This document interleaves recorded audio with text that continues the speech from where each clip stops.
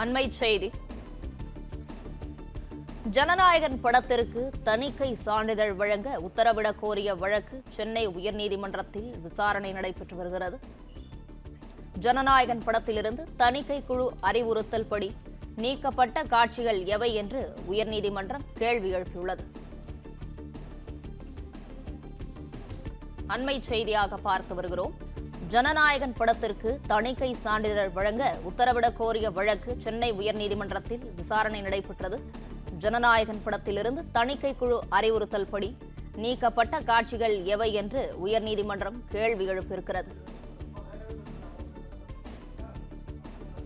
இதுகுறித்தான முழு விவரங்களோடு இணைந்திருக்கிறார் செய்தியாளர் ஆனந்த். ஆனந்த், வணக்கம். விவரங்களை பகிரலாம். வணக்கம்.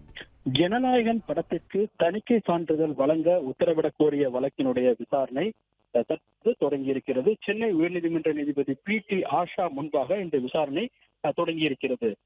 ஜனநாயகன் படத்திற்கான தணிக்கை சான்று கோரி கடந்த மாதம் 18ஆம் தேதி தணிக்கை வாரியத்திடம் படத்தை திரையிறக்க காண்பித்த பொழுதும் தணிக்கை வாரியம் சார்பில் இதுவரை சான்றிதழ் வழங்கவில்லை எனவும், முதலில் படத்தை பார்த்த தணிக்கை வாரியம் படத்தில் சில காட்சிகள் நீக்க வேண்டும் எனவும் சில வசனங்கள் மியூட் செய்ய வேண்டும் எனவும் தெரிவித்ததாகவும், அதன் பின்னர் தணிக்கை குழுவின் உறுப்பினர்களுக்கு அந்த காட்சிகள் அனைத்தும் நீக்கி மீண்டும் படத்தை காண்பித்த பொழுது இதுவரை எந்த தகவலையும் தெரிவிக்கவில்லை எனவும், முதலில் UA சான்றிதழ் வழங்குவதாக தெரிவித்த தணிக்கை குழு தற்பொழுது மறு ஆய்வு குழுவிற்கு அனுப்பியிருப்பதாகவும், எனவே படத்திற்கான தணிக்கை சான்றிதழ் உடனடியாக வழங்க உத்தரவிட வேண்டும் என கோரி பட தயாரிப்பு நிறுவனமான KBN புரொடக்ஷன் சார்பில் சென்னை உயர்நீதிமன்றத்தில் மனு தாக்கல் செய்யப்பட்டது. இந்த வழக்கு நீதிபதி ஆஷா முன்பாக விசாரணைக்கு வந்தது.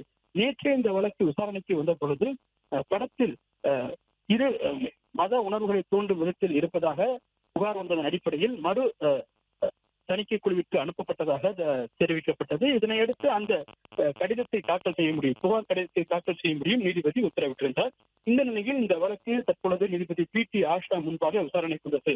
அப்பொழுது மத்திய தணிக்கை வாரியத்தின் சார்பில் அந்த புகார் கடிதத்தை தாக்கல் செய்யப்பட்டது. இந்த புகார் கடிதத்தை பார்த்து நீதிபதி இந்த புகார் நிலைக்கத்தக்கது அல்ல என தெரிவித்தார். மேலும் எந்தெந்த காட்சிகள் நீக்கப்பட்டது என்பது தொடர்பான விவரங்களையும் நீதிபதி கேட்டறிந்தார்.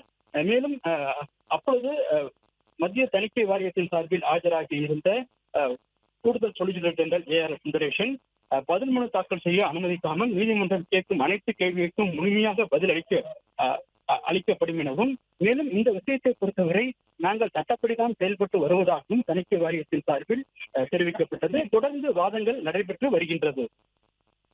பிளே ஸ்டோர் மற்றும் ஆப் ஸ்டோரில் இருந்து பாலிமர் செயலியை QR கோடு மூலம் பதிவிறக்கம் செய்யுங்கள். செய்திகளை உடனுக்குடன் பெறுங்கள்.